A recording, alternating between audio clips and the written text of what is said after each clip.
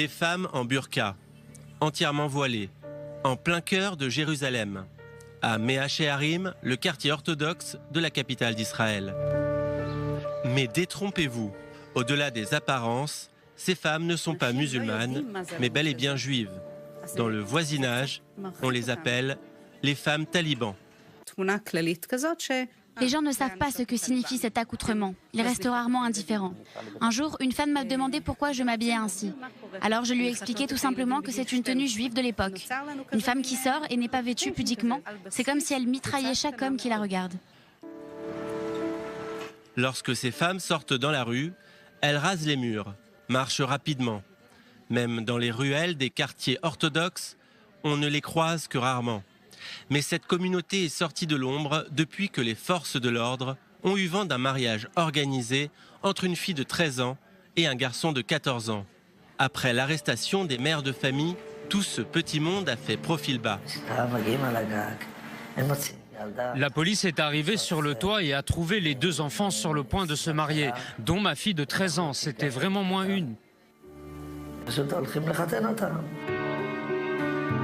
Le père de l'adolescente n'était pas invité.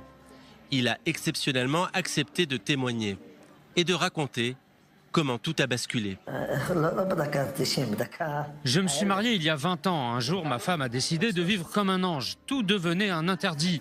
Puis elle a commencé à porter ces drôles de robes. Puis un voile, puis un autre, puis un voile intégral. Petit à petit, elle a déscolarisé les enfants, car l'éducation n'est pas assez pure, vous comprenez ?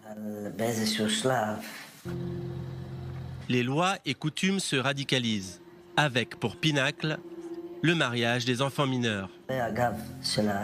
Elle disait aux enfants dans mon dos qu'il fallait se marier avant 14 ans. Ma fille est née à 18 ans. Je ne l'ai pas vue depuis 4 ans. J'ai appris récemment qu'elle s'était mariée à 15 ans et demi et que j'étais devenu grand-père. Ce qui s'apparente à une secte est dirigé par des femmes. Ce sont elles qui ont décidé de leur aspect vestimentaire. Ce sont elles qui élaborent des règles aussi strictes.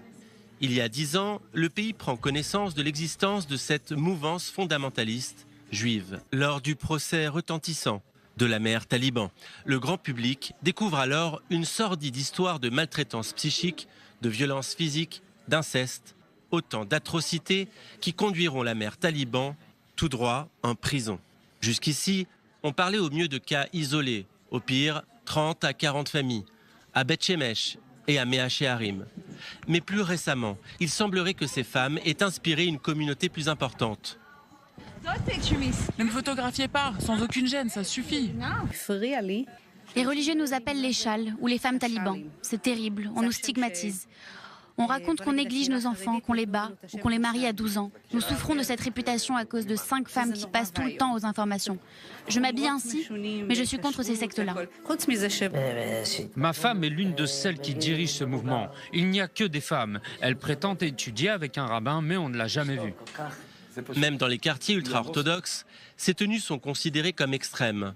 Les instances éducatives refusent que les enfants mineurs portent ces voiles intégrales. Dans cet immeuble, un appartement qui abrite une école privée secrète. Et les enfants y sont totalement voilés.